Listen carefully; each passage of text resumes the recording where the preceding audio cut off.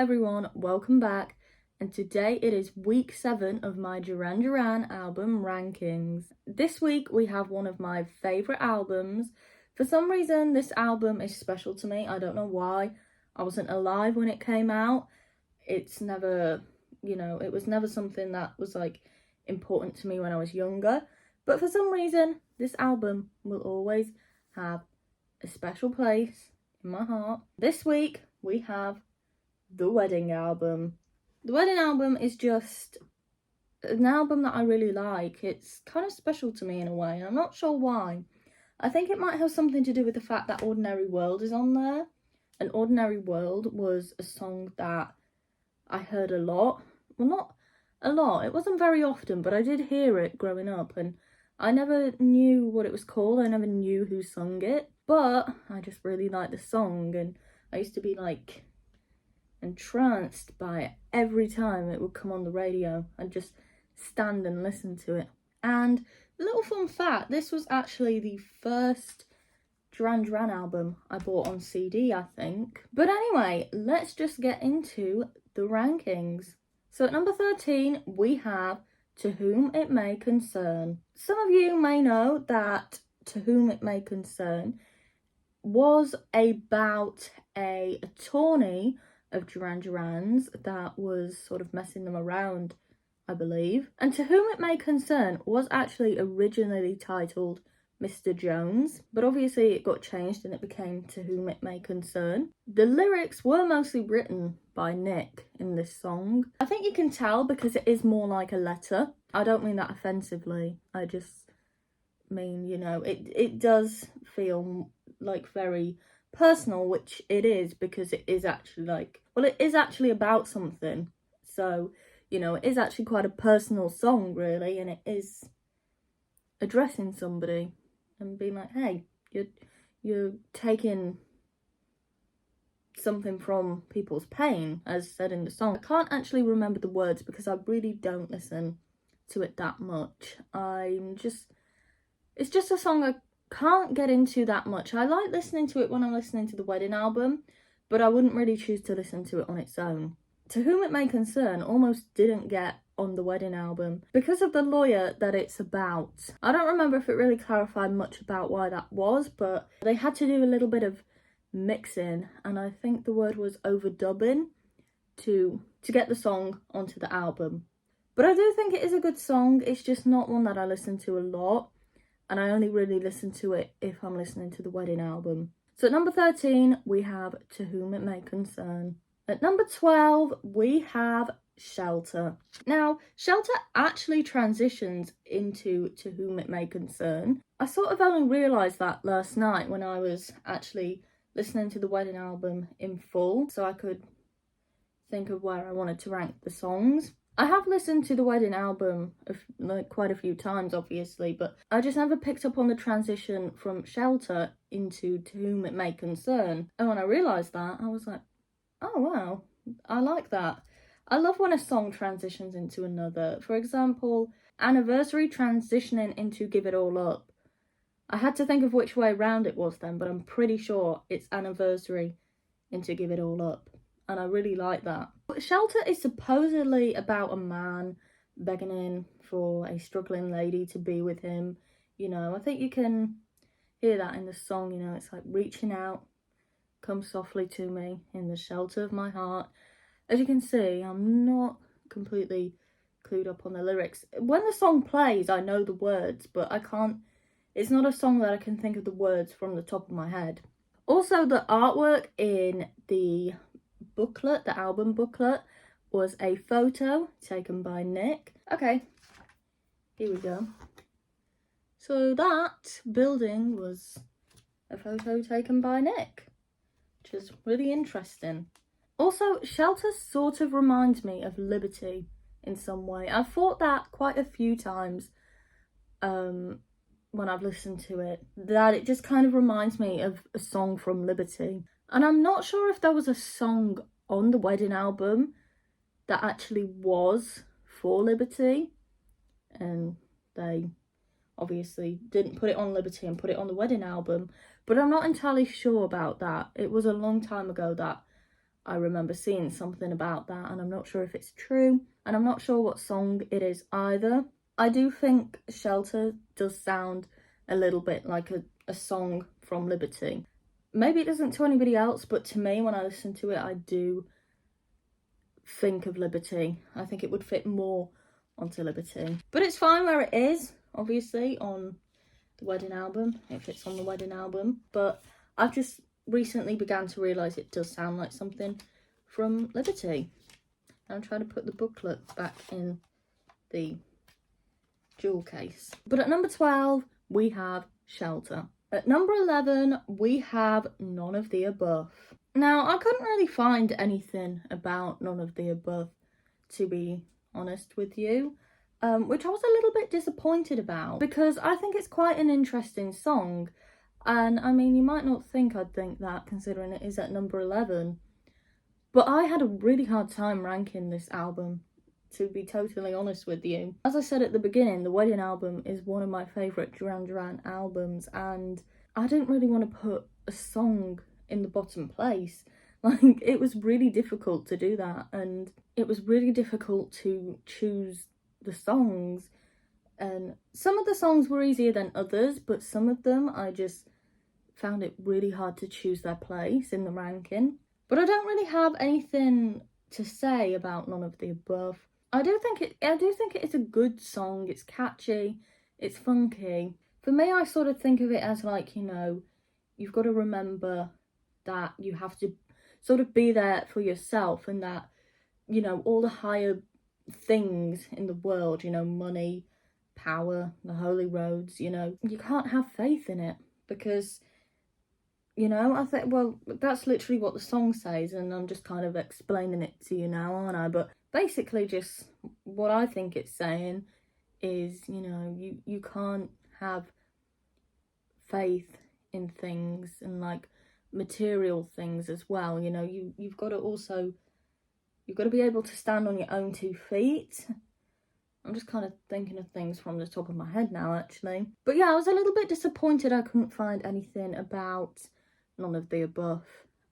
So I don't really have anything to say about it. It's a song that I like, and then I kind of don't like it as much, if that makes sense. So like, sometimes I'll really like it, and then other times I won't like it as much as I did the last time I listened to it. So for that reason, it is at number 11. Now, at number 10, we have Sin of the City. Now, I don't really listen to Sin of the City too much due to the length of it. I think it is on for like just over 7 minutes. And for that reason, I never really gave it much of a chance, because I was like, oh, it's on too long. That just sounds bad, doesn't it? Like, wow, you can't be bothered to listen to a song for 7 minutes. After listening to it again a few times recently, I've actually really started to like it more. And I'm sure some of you will know that Sin of the City is based on the real life event of an arson fire in a unlicensed social club, which was called Happy Land, I believe. That fire claimed 87 people's lives, though the lyrics actually say 89, but it was in fact 87. And I think that was quite a big thing, you know, to write about something that was, you know, rather tragic and a real life event that also wasn't like a personal event, you know, because that's rather fitting, isn't it? It's not like a personal event as, you know, Ordinary World and Do You Believe in Shame. Those kind of songs are about a personal event that actually happened. They're about loss. I do think it was, you know, quite a big thing to do. Also, John wrote most of the lyrics to Sin of the City. I think that's interesting. Both Nick and John have wrote songs on the wedding album. And obviously, like, I know that, you know, there's probably times when other members of the band do write lyrics. But when I was reading about To Whom It May Concern, there was a source quoting Nick saying that usually they get Simon to write their lyrics, which is what I always assumed, really. And, you know, I know there's the odd song that wasn't written by him, and most of Pop Trash.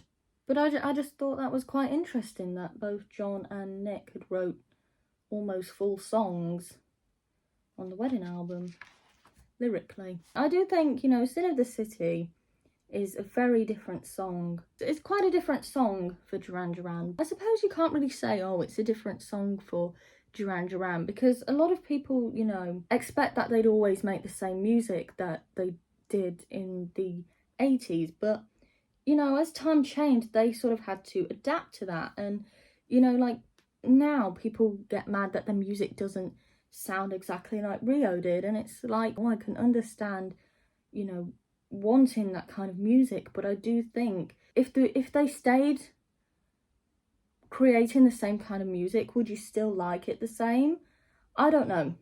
I don't know if I have the right to ask that question. I do like the different styles that they started experimenting with in the 90s musically, and I definitely think I'll start listening to Sin of the City a lot more. So at number 10 we have Sin of the City. At number 9 we have UMF. Now, I'm not entirely sure who wrote UMF. I'm not entirely sure if it was Simon, to be fair, because I don't feel like it was. I feel like the lyrics are just a little bit too obvious and a little bit too bold, you know. From what I gather, all of the Duran Duran songs that I've listened to, and I must have listened to about 200 by now, I'm not entirely sure. I haven't listened to them all. Pretty much every song from every album I have listened to at least once. I feel like Simon's lyrics are more, you know, subtle and cryptic than the lyrics in UMF. Like, the lyrics in UMF are just very bold. They're very, you know, obvious as to what they're saying, and I just feel like Simon wouldn't have wrote them that way. I mean, he might have wrote the lyrics to that song, I'm not entirely sure. Part of me just feels like he didn't, and, you know, I'm not trying to be an expert on Duran Duran lyrics or anything. Maybe you might be thinking I am, but, you know, personally, I've just kind of always felt like, you know, it didn't completely sound like lyrics he would write in a way, because it, you know, he tends to write cryptic, or he sort of writes what he's thinking but without directly saying it, you know. You kind of have to like think about it, and then you sort of realise like, oh, that's what that means. I mean, you know, take Hungry Like the Wolf for example. But, you know, as the 90s were a different music style for Duran Duran, you know, they were making different kinds of music and experimenting, then perhaps he did actually write the lyrics, but I'm not sure. I couldn't find anything about UMF, and I don't really know what you would have to say about it, really. I mean, I don't think we need to get into what it's about. It's blatantly obvious, which is the reason I do wonder if Simon wrote the lyrics, and the reason I feel like he maybe didn't. Or at least not all of them. So at number 9, we have UMF. At number 8, we have Shotgun. Now, if you watch my ranking of Big Thing, you'll remember that my ranking of the interludes was at pretty much the bottom of the list. Shotgun is technically an interlude. It separates Drowning Man from Come Undone. And I like that, because I do think going from just Drowning Man to Come Undone would be a little bit like, what? It's very different. So I do like the little interlude of Shotgun between the two. I do think the reason I like Shotgun is because there's lyrics in it, you know, there's words, and I find it easier to concentrate on music and songs when there's words, you know. I think I have mentioned that before when I spoke about like instrumentals. So at number 8 we have Shotgun. At number 7 we have Drowning Man, the song that comes before Shotgun on the album. Now again, Drowning Man is very different for Duran Duran. It sort of rhymed, didn't it? You know, it's a very sort of dance tune, you know. It's a song that I remember when I first listened to it and I was like, oh yeah. But I just thought, it is quite a song that you would dance to it's a song you could sort of imagine being played at a club. It is a dance song and it's very different for Duran Duran, but I like that. I've liked Drowning Man since I first heard it, and that was almost 2 years ago now. But it's upbeat, it's funky, it is just a complete dance tune, really, at least in my opinion. Drowning Man also had a 12-inch promo release in the UK and in Italy. I feel like I have seen the 12-inch vinyl for sale online before. It is something that I would like to own because I am a collector of Duran Duran memorabilia and records and things like that. So it's something that I would like to own one day if I can find one that isn't gonna, cost me an arm and a leg. I also like Simon's vocals in Drowning Man. That's just kind of a random fact, really, isn't it? I do think that. I think that's one of the reasons I like the song, actually. There's just something about Drowning Man, and I do really like it. It's different for Duran Duran, but I do like it. It's a good dance song. So at number 7, we have Drowning Man. At number 6, we have Love Voodoo. I couldn't really find anything about this song, and I was a little bit disappointed because I thought that there would be, at least something about that song, but I couldn't find anything about it. But I'm sure some of you will know that there is a new version of Love Voodoo on Dance Macabre, which came out last year.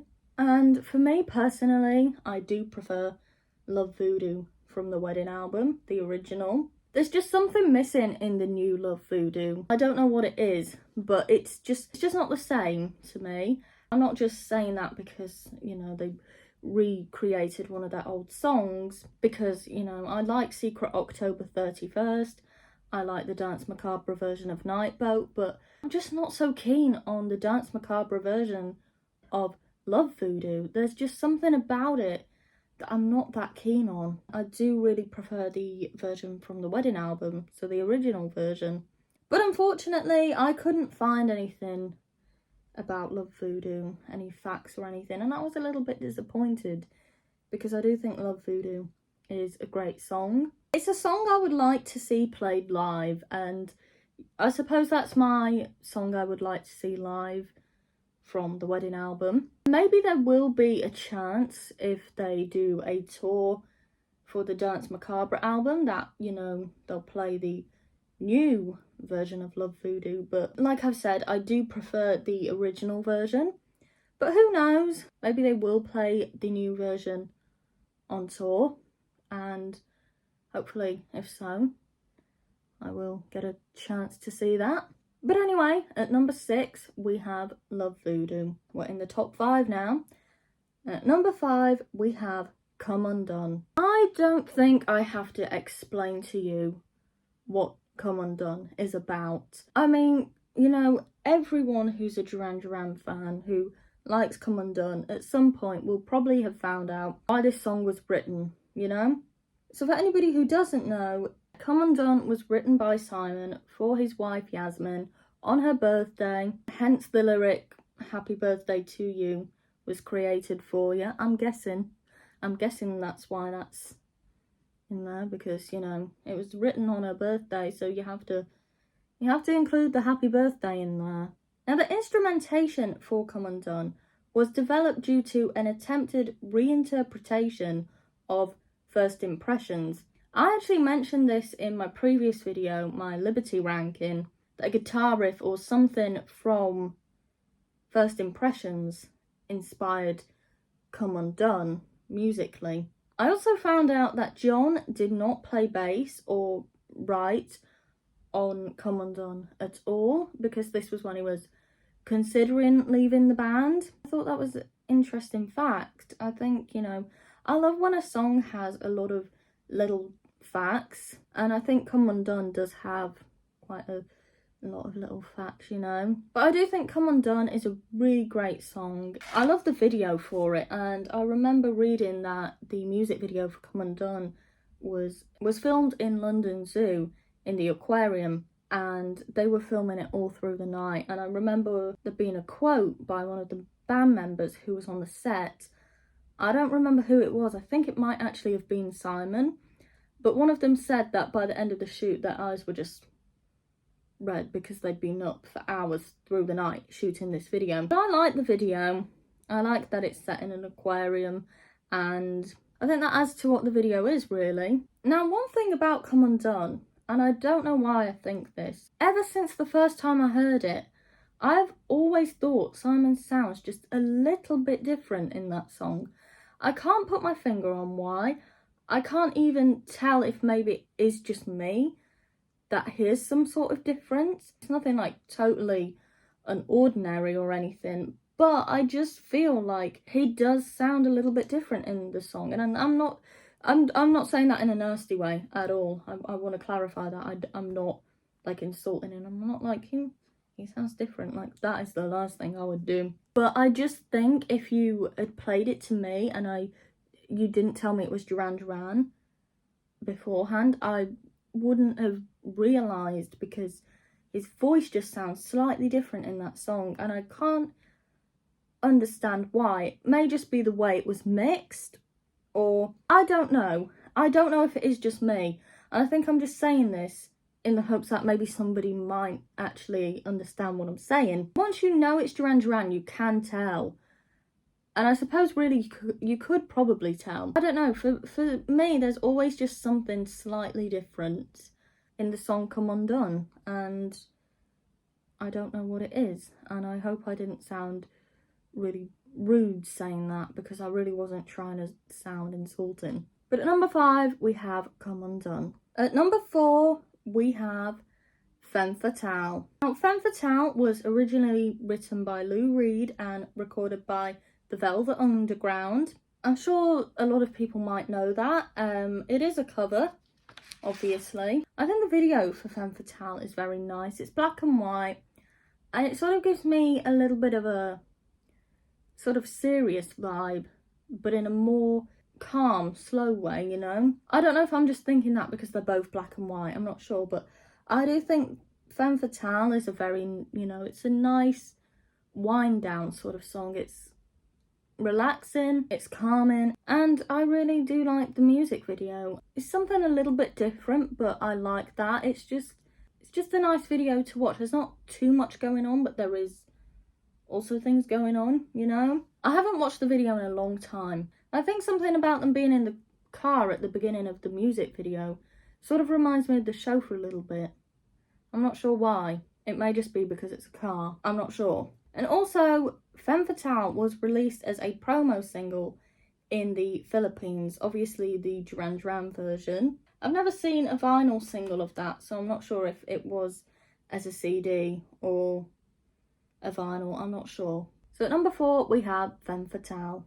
At number 3 we have Too Much Information. I don't think I have to explain what Too Much Information is about. The song tells you itself what it is about. I'm not sure if I'm 100% right about this.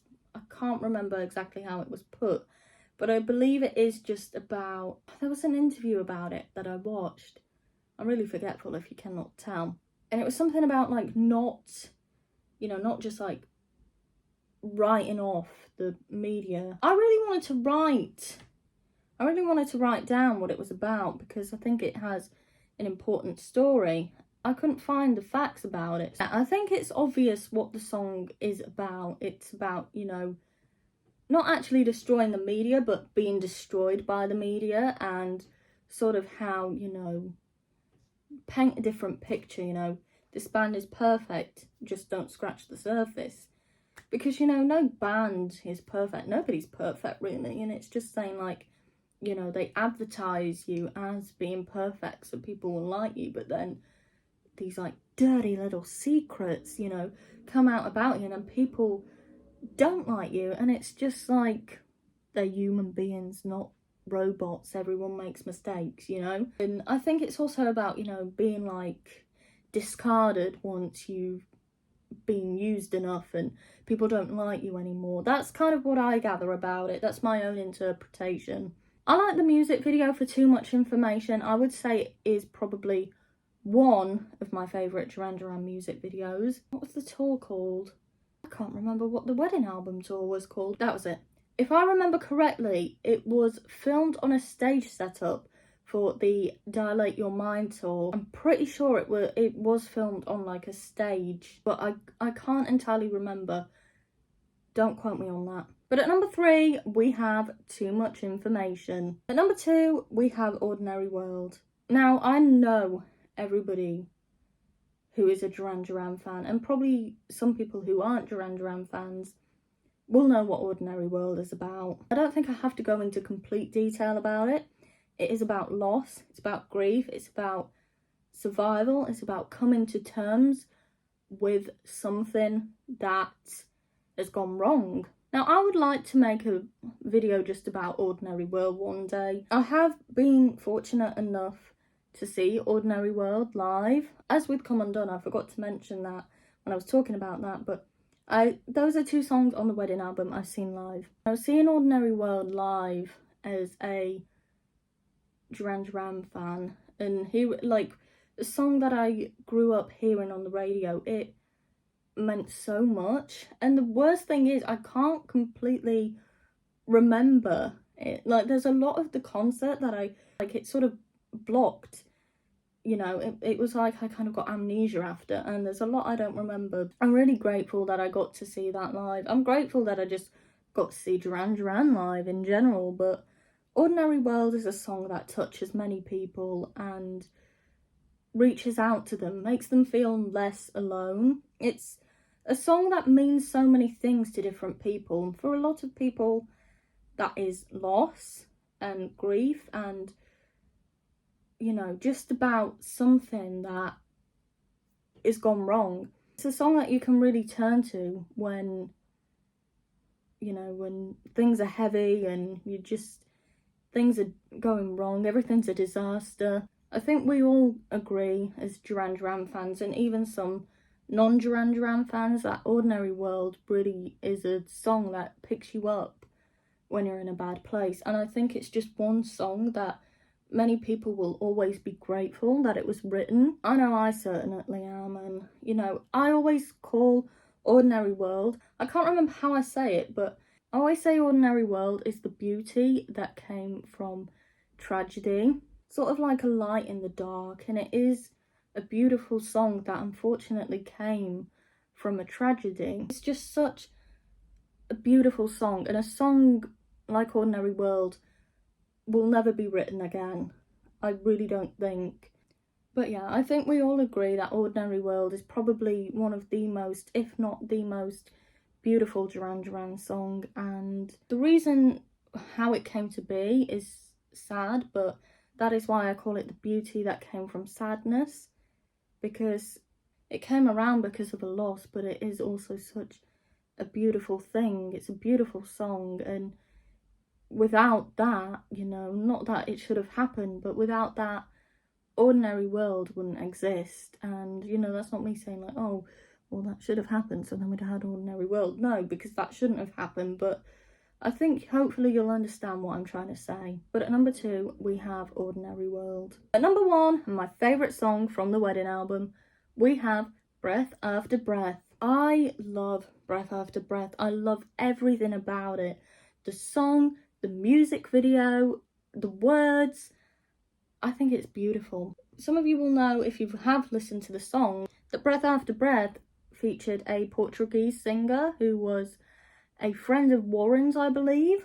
I believe his first name was Milton, but I can't exactly remember his last name, and I feel like I would pronounce it wrong, so I'm not going to attempt to do that. I just think it's a beautiful song with a beautiful video. I love the fact that they included the crowd from one of their shows at the, forgive me if I pronounce this wrong, but the Vélez Stadium in Argentina. I love how they included the crowd. I think the video is so beautifully shot. The members of the band, I just think the video is amazing. And I think the thing I like the most about it is the waterfalls.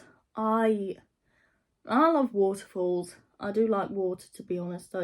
I don't particularly like going in it because I can't swim, but I do love looking at water. I love looking at the sea. I love looking at waterfalls, and I think that is one of the reasons why I like the video. Now, the waterfalls in question were the Iguazu Falls. I'm sorry if I pronounced that wrong. And they were the largest waterfalls in the world. I'm not sure if they are now, but I'm assuming they probably are, because you don't just make new waterfalls, do you? I would say Breath After Breath is another one of my favourite music videos. I think one thing I like as well is the way that the light casts on Simon while he's around the waterfalls. I love it. Now, obviously, the song contains Portuguese lyrics as well, as I've mentioned, from Milton. As I've said, I am not going to attempt to pronounce his last name. I like that Breath After Breath is different that way, and there's something about it as well that does make it stand out from many other Duran Duran songs, you know, with the Portuguese lyrics on it. Now, the track itself is also a Portuguese sounding track, I heard. Well, that's what I read, at least, you know, due to the guitar in the song, but I don't know what it is about the song. I really do love it. I do think it's very underrated. I think it's a song that people may not really know about, so I don't think they realise how beautiful the song is. I think there's just something about it that feels very uplifting. For me, you know, the song is called Breath After Breath, but for me it's almost like a breath of like hope, in a sense. That's how I think of the song. I do think of it that way. I think it is like a very hopeful, optimistic sort of song. That's how it feels to me. Breath After Breath is definitely my favourite song from the wedding album, and Ordinary World probably would have been my favourite song on the album, but part of me just felt like number one, that was a little bit cliche, and you know, there's nothing wrong with being cliche. Ordinary World, it's not a song I listen to all the time, which is why I decided to put it at number 2. I could just listen to Breath After Breath on repeat, you know, especially if the video is playing as well. I just think the video is beautiful. I don't know if the video is filmed at sunset around the waterfall scenes, but I kind of get the vibe that it is, because, you know, the lighting is rather orange, you know, the glow. I think that's what makes it so beautiful, really, is what makes it so enchanting, is the light that is being cast on the band members when they're around the waterfall. And you know, I'm not sure if it actually was filmed at sunset or sunrise, or whether that was just how the lighting looked. But whatever it was, I do think it's just, you know, it really just adds to that like enchanting, ethereal feel of the music video, specifically the waterfall scenes. I do honestly, if you can't tell, I love Breath After Breath. I would love to hear it live, I really would. I don't think there's much chance of that now. I'll have to hop in a time machine and go back to 93, but I would love to hear that live, you know. If you were to offer me a private Duran Duran gig and were to ask me what one of the songs in the set list would be that I want playing, it would be Breath After Breath. There's a few, but Breath After Breath would definitely be in there. But anyway, at number 1, my favourite song from the wedding album is Breath After Breath. So that concludes my ranking of Duran Duran, the wedding album. Of course, next week will be Thank You. I know people are probably not looking forward to that one, but I am. I actually like Thank You, and I am actually really looking forward to filming my Thank You ranking. Of course, we still got another 9 weeks to go. I post my ranking videos weekly, so if you would like to stick around, that is appreciated. 9 more weeks to go. Obviously, the wedding album is the 7th studio album by Duran Duran. And until the next one, bye.